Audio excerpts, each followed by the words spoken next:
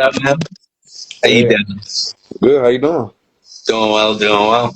Let's uh let's get right into Hey, cool. Let's do it. about the logo. Can you hear Hello me everyone, good? welcome to Ambitious Amplified. I'm Mike Orange, and today we get to listen to an artist who represents social change in Chicago ambition through every music experience. Please welcome Leon. So when Appreciate it. people hear the name Leon Capone, what do you want that name to represent?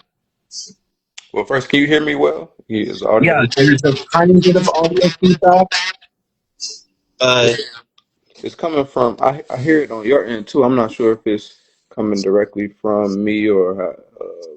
See, I might be able to turn it. I don't know if that'll help. Let's see. Okay. I guess I'll just keep it like this. Can you yeah, still hear me good though? yeah, it's good. I'll try to keep it down to not have too much audio feedback. Okay. Well, Leon Capone is it's a I would say a household name. I just want people to always remember me for the community driven spirit, as well as the artistry, because Leon Capone came from ultimately combining both, if that makes sense. Because I've always loved music and I've always loved performing and doing different things like that. But it's also in the aspect of community work, like how can I help and make sure that people know I'm still about the community and about helping others and different things like that as well, but also doing music and things too. So the name kind of intertwined both of those things together. Yeah, yeah. And what's something people misunderstand about being an artist from Chicago? Well, the media paints a bad picture of Chicago in general. Chicago is kind of painted as a negative city, or like murders happen every day, every second, every minute.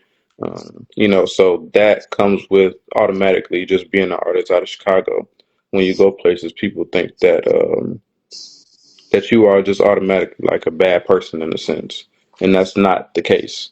So that's always associated with it, but also community, and I would kind of say love too. So kind of like the best of both worlds, but more the negative picture, which is why with my music I try to change it in a sense. So make it a little bit different of a narrative. Yeah. And at what point did you realize that this wasn't just talent, you actually had something to say with your music? Um, when did a performance and I was performing a song that I had made for my granny who passed away in 2023. And when I made that song, I performed it and it was at the promontory. And at the time, myself and my good friend Verb or Reverb, we were hosting at Subterranean on Tuesdays. And I performed. And after the song, I came out, or after my performance, I came out into the crowd. And someone had told me that the song made them shed a tear. And in that moment, I kind of realized that the music was bigger than me. It was like more for the people. And that's when I kind of changed how I wanted to go about music, or changed what I felt like music was for as it related to me being an artist. So, And have you had more of that good feedback since then from listeners who talk about like, yeah, this song you made it emotionally affected me? yeah, like performing before they closed the promontory, of course. I was performing at the promontory a lot. And when I was performing at the promontory, um, I would come out into the crowd, and it would be a lot of people who did a lot of music different than mine. And people would always tell me, like, your music is a breath of fresh air, or, your music is a lot different from everyone else's in a good aspect. So even hearing things like that, it let me know that me being genuine to me actually goes a long way for people who listen to music and who love it for what it is. So, Yeah. And were you always confident, or did your confidence have to be built over time? I would say over time, because even I won't say now I'm not as confident. Of course, it built over time from when I first started, but before then, my confidence wasn't necessarily the best, because you always have like doubts of who's going to really listen to it, enjoy it, and appreciate it for what it is. So for me, I kind of just had to realize that music is something that I do that I love to do, not because, other people want it for me. And then my confidence kind of started to change because, I wasn't doing it for other people. I was doing it for me. Yeah. So, So, how do you think being from Chicago sharpens a person mentally? I don't know, growing up in Chicago, you kind of see a lot. You go through a lot. Like when I was in college, Columbia College Chicago, I was coming out of my dorm building and I got robbed at gunpoint. So he put his gun to my hip, and of course, he wanted everything I had. I didn't have much, but he still wanted it, and that kind of gave me a different outlook on life because it made me realize that I'm still here for a reason. He didn't pull that trigger for a reason, and the gun didn't go off for a reason. So something like that to kind of make you, very mentally sharp, and you start to look at the world a little bit different. But it makes you realize that you're here for a good time, not a long time, and you got to do what you have to do while you're here. Yeah. And what part of the city's culture lives inside of Germany social life? Um, Growing up, my mother was always a very big music person. My grandfather and my grandmother met while they were stepping, on a boat. My grandfather was stationed in the Navy in Virginia, and that's where he met my grandmother. So, passed down to that was like house music and different things like that. So, I grew up on house music. I grew up on, Anita Baker and different artists like that, and Marvin Gaye and different things like that. So my music has a lot of soul in it because I was raised on soul and with soul. So that's what reflects in my music as well. And do you feel pressure to sound a certain way or to make a certain kind of music because of where you're from? No, not at all. I feel more pressure to be different than the music that's made, more than like the music that's made. Because if everybody makes the same music, then where will we go with music? Which is Yeah, kind of why I took a little break from it just to kind of refigurate my sound, or refigure my sound and get my sound together, but to also kind of develop me and develop what should be or what should go in my music as far as my personality. So no, I always wanted to be different. I hate being like everyone else. and are there any genres that you are going to get into as you continue releasing music? I say yes. I don't know. It's kind of difficult to say, like to pinpoint. I'm not necessarily a singer. I harmonize, but I'm not necessarily like a singer. My voice wasn't like made for singing, but just some harmonies. So maybe like some different like melodies as far as like R&B and different things like that, and maybe a couple of pop or just depending on how I feel at the time. Different eras or different situations create different music. Yeah. So, And what's one lesson Chicago taught you that you use every day? ooh, it's a great question. Um, I would say that the world won't be fair to you. And that's with every aspect of life, whether it's business, whether it's music, whether it's family, whether it's friends, whether it's, something you're trying to get into, whether it's people you're trying to meet, relationships, just life isn't fair all around. So you kind of have to go full force with it. And you can't necessarily be too worried about people, except for the people that have genuinely cared for you and, looked out for you. So you kind of got to go and get it. And you can't really be afraid because if you're afraid, nothing that you want will ever happen for you. Absolutely. Very, very wise word. So, So, what do you think is harder, actually making music or getting people to care about it? mm, wow. That's a great question too. Making music or getting people to hear about it? I would say it's kind of a balance. And I say that because, well, actually, no. I would say getting people to hear about it. Um, because when you're in the beginning stages of doing music, people they'll listen to it if you're around them.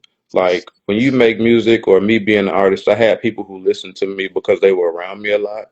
But then sometimes we venture off, and then it's like nothing would ever necessarily happen, or anything like that. But when you're a creative, it's just like you just create because it just flows. Like it's just like that. It's like a waterfall. and you're the water. It just you just flow. So with music, that's just how it is for me too. And because I listen to a lot of it, I'm like surrounded by it. But getting people to hear about it is difficult because of a lot of the music that's being made now. Yeah. And what does consistency look like when nobody is actually seeing the work behind it? One of my good friends told me that I'll never forget is to just be consistent because motivation runs out. And that is probably one of the greatest quotes I've ever heard because, if you're not doing it because you love it, then it won't get you far. But, you can only be motivated so much. But if you're consistent, things will work more for you than just being motivated, I guess. So, consistency to me just means getting up and making sure that I go full fledged with everything that I do. No one will give the things that we want to us, so we have to go and take it and get it for ourselves. And that comes with being consistent and discipline as well. Consistency and discipline go hand in hand for me. So you have to have one with the other, or you won't get far. Yeah. So, what do you think the smartest move you've made as an independent artist? I would kind of say stepping back and making sure that I have my business stuff in order. Making sure that I have things to show for myself outside of music. Because a lot of the artists who make it far in the world, they don't just make music. They have investments, they have, things that they care about, nonprofit organizations. A lot of people have business like LLCs and different things that they do that also get them ahead of the curve. Because if you're just doing music, so you kind of have to I had to take a step back, see what I was and what I wasn't doing, and see where I can go because I felt kind of stagnant. And being stagnant isn't a great thing. So I had to get myself out of that and just plan to move forward. Yeah. And have you ever had to outgrow certain people in order to grow your career? Yeah, actually, very recently, a lot of my family and I haven't communicated, or it's just been a lot of things with a lot of people who have kind of exited my life in a sense. And me, I had to realize that it's not necessarily always a bad thing. Sometimes when people exit or leave your life, it kind of gives you room or a little bit of clarity, and it gives you time to think too about who's really there, what purpose do they really play in your life, and how would they help you grow. And now I realize that the people who are around me now are around me to stay and to actually be there and not just be temporary. And I feel like all of us, in a sense or at a point of our lives, will go through that. And it's not just going to be one time, it's going to be a multitude. There's going to be a lot of times that happens. And so yeah. Yeah. And giving a shout out to your music, what are you working on right now that listeners can expect to hear maybe in the next year? And what song or album do you think by you people should immediately check? Um, well, I have now these three are my favorite songs, I would say. So Chicago, Shine, of course, I love Shine, 2, 3, and then So Fire. Those are all my favorites. And it really speaks to just different sides of me as an artist. One is like super chill, Chicago, very much Chicago vibes. One is like let's enjoy ourselves, live our lives, have fun. Um, One is very like reminiscent and nostalgic. It kind of makes you think back and different things like that. But I do plan on dropping an album. I don't know when, but Return of the Owl. Um, I'm an owl. Like I sit back, I observe. I'm not really like super talkative unless I'm around people that I'm super comfortable with. Um, but just working on a lot. I've been writing a lot, but I haven't put much out.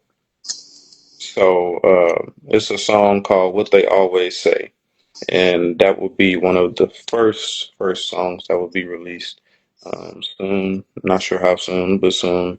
And it's just pretty much about people always used to tell me charge it to the heart. I mean charge it to the head, not the heart. And I used to get told that so much, I just wrote a song about it. And then when I went to Orlando for my birthday, I recorded it out in Orlando, and I let people hear it now. And they told me I should have released it a while ago, but I kind of wanted to wait till the time is right. So yeah. So what's one bar you've written that still hits every single time you hear it? And what track is that bar in? Um, Dang, I think it's in 2-3. Um, Dang, I forgot that bar. Um, that is not good. It's definitely in 2-3. And I was just talking about like I think I was talking about animals or something like that. It was a cold bar, but yeah, I think it was in 2-3. I'm not sure of the exact bar. And what was the second part of the question? Uh, it's like favorite bar and what song it's It was it's from. it was definitely in 2-3. Um, but I don't remember that bar. I don't. That's bad. No worries. So how do you decide when a song is finished versus when to keep it in the vault? Because you were just talking about waiting to drop something, but then when dropping, getting a lot of positive feedback from it. So how can you actually tell when listening to one of the tracks whether it's ready to upload? Yeah. For me, I kind of feel like it also depends on the season too. Like you have certain beats or stuff like that that you just know. Like for me, I always think like I know I'm an old soul, right? So a lot of my music is like made for people with older souls. I would even say older people. So a lot of my music, I think, well, what if it's gonna be played in the old school? Like how is it gonna be perceived in the old school when they riding around summertime shy? And then everything is all good. It's hot outside, things like that. Versus like if it's cold outside, what would people be doing? Like would they be inside listening to my music to like cheer them up or get them in a good mood? So I always kind of think about those factors before I drop music because the season has a lot to do too with a lot of that as well. Unless you're dropping an album, because then on an album, you have a lot of different songs that give you a lot of different type of vibes. But a single is very much different, in my opinion. Yeah, absolutely. And do you feel like you're competing more with yourself to make better music than you made the day before, or more with other artists who are making similar music to what you? Um, and this goes back to one of your questions too from earlier, just taking that step back because I had to kind of realize that I was making music to kind of fit sounds of other people, but just getting into more making music for myself and how I feel about it.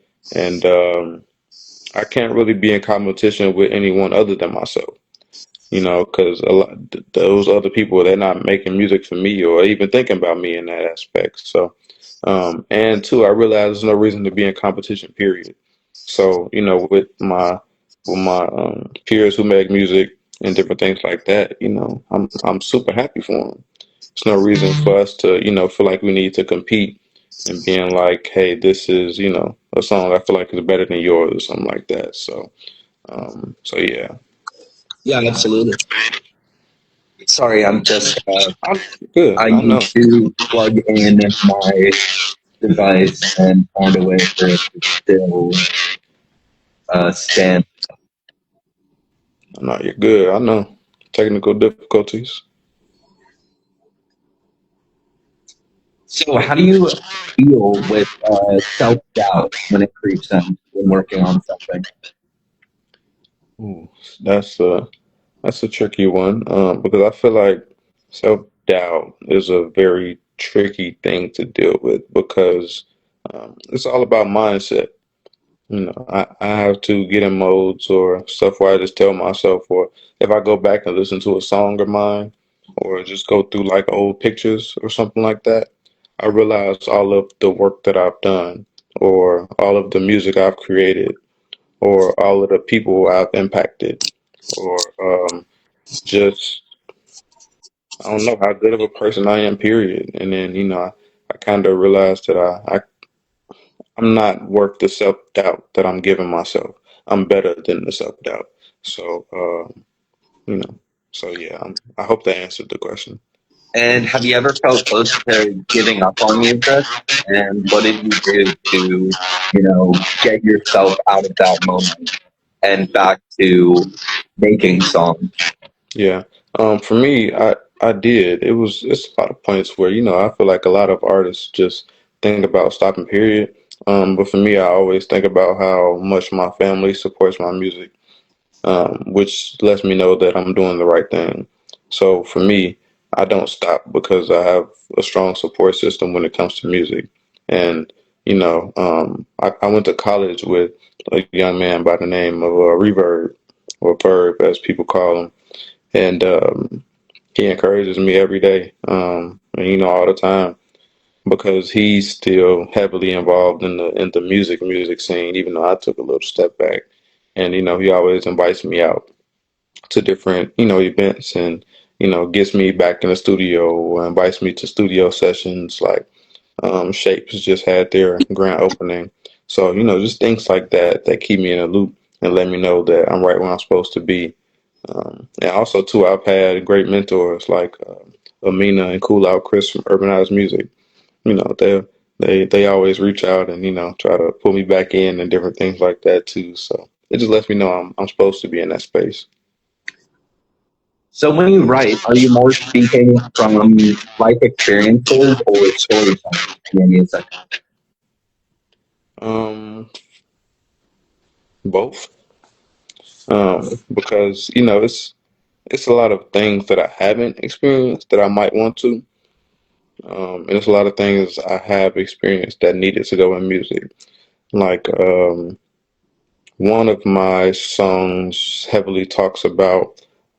So I've had like two or three godfathers pass away in all of 1 to 2 years, and then different things like that. And I would put stuff like that in my music, and yeah. So those kind of things go in my music, and you know. And what song best explains who Leon Capone is right now, do you think? Mhm. I would say my song, "What You Know About Me," and that song I wrote when my godfather passed away, who I was super close with. Um, he pretty much raised me. Him and my dad were best friends for 30 years, and when he passed, it took a lot out of me. That song, as well as the song I made about my granny, because those songs get very personal, and it talks a lot about who I was growing up, who I am, and who I was when they were around, and how things changed. Because when they passed away, a lot of things changed for me mentally, and I had to kind of get myself back on track, which wasn't easy. So those two songs for sure. Yeah, yeah. Uh, sorry for your. That's okay. Yeah, thank you. I appreciate that. So are you making music for today, or do you think you're building something that is more, timeless instead of modern? Yeah, I would say timeless, because when I make music, I make it from a very soulful place, and I realize that I'm very much ahead of my time. I'm 24 years young, and my music just sounds like the music of someone who is much more advanced in life. And I get told that by a lot of people who are older than me. So, that's what kind of makes me realize that I would say it's timeless. Because if it reaches their age and, generation, then I know it'll trickle on. And what matters to you more when listening to a song? Is it the bars? Is it the energy, or the message you're actually getting out of it? You mean like when I listen to it, Uh, or yeah, yeah. just, When it could be your songs, could be other music. Just, uh, what do you think is important, or what you look for when listening to a song?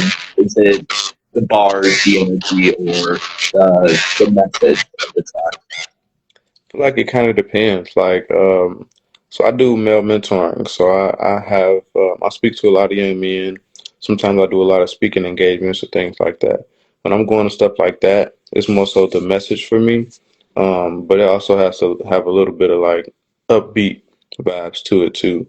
When I'm going to the gym, I need all upbeat. I don't want anything slow. I don't care about a message when I'm going to the gym.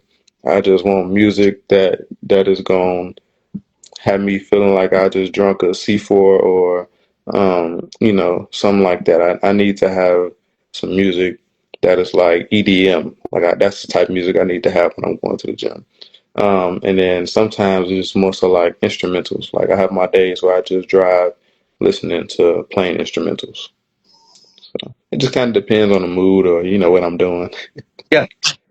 And do you know instantly when you've made a hit, or does it go later on you?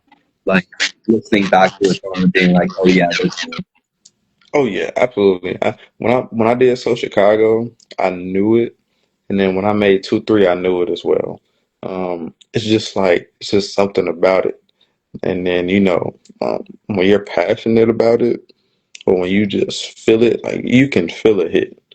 You can absolutely feel a hit.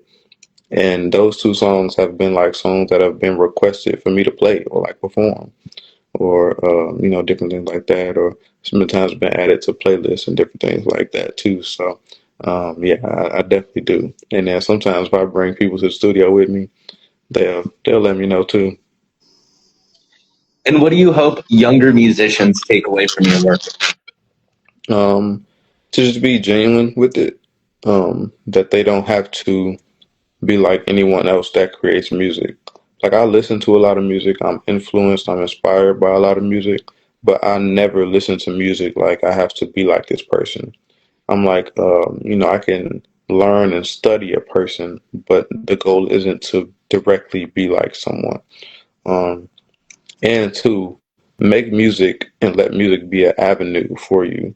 Don't let music just be all that you're known for, but let music be an avenue for you to do greater things and give back to the people and different things like that. So that's what I hope they take away from mine because all of that is in my music. Yeah. And social justice is a very important theme that is in your music. How do you want to contribute to social justice through music in the long run?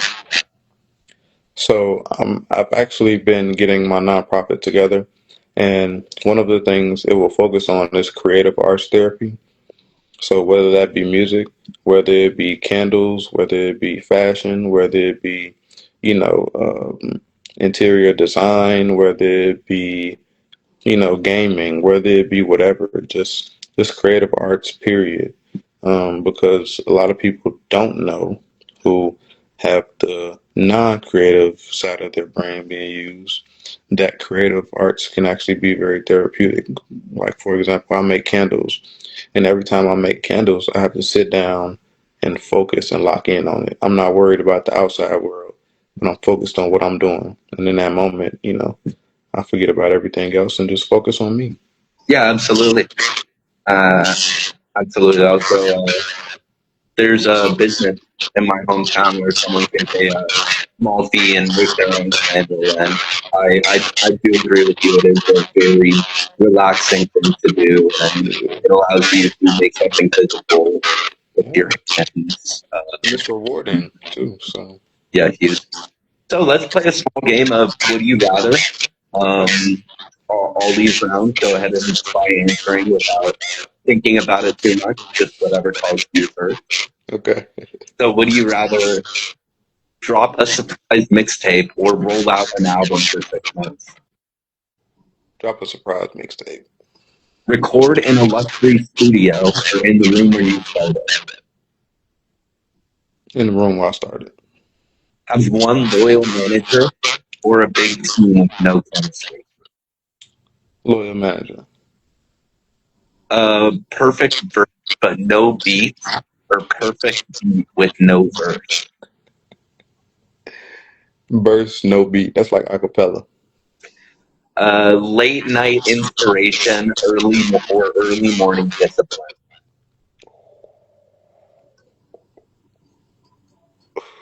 Late night motivation. Keeping it mysterious or letting fans know the real you? Letting fans know the real. And retire at 35 or keep making music still, old and gray? So if I retire rich, no music at all? Yeah, I think that's what the deal is. Okay.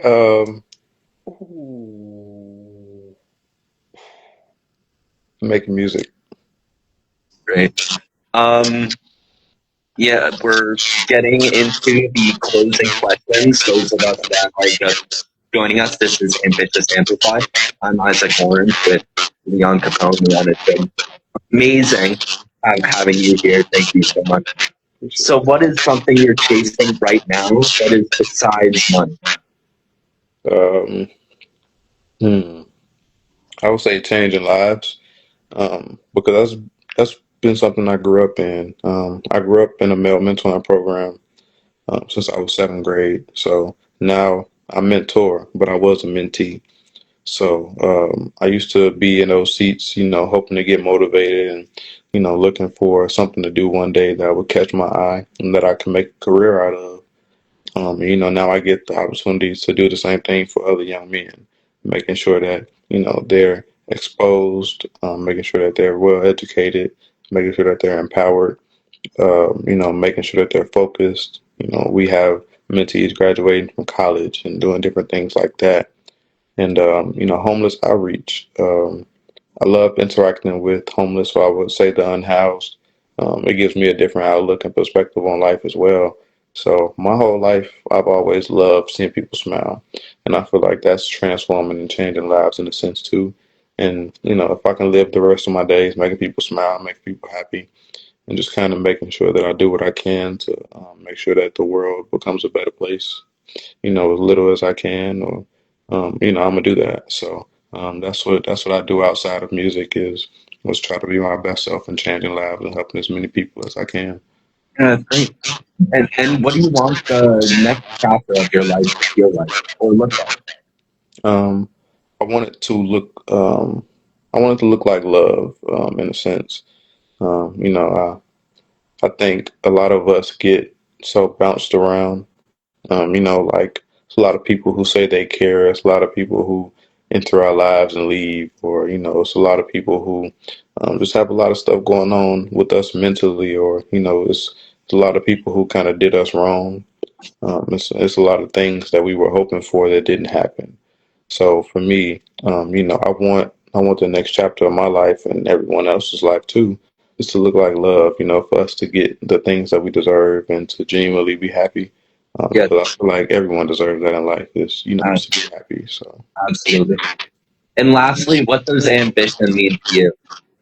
mm, it means to go and get it by any means necessary. You have to be ambitious because if not, then how will you know what you want out of life? What will your goals and your dreams look like, and how will you achieve it? The biggest thing isn't wanting something; it's executing it.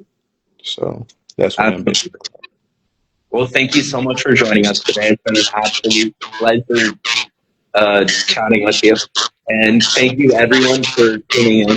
Don't forget to follow Leon Capone at Leon Capone Official on Instagram and Ambitious Entertainment for more content.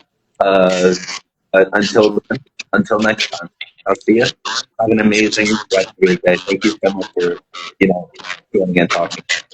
Oh, thank you, and you have a nice one as well. I appreciate all you all's hard work. It means a lot to me. Bye. All right, you take care.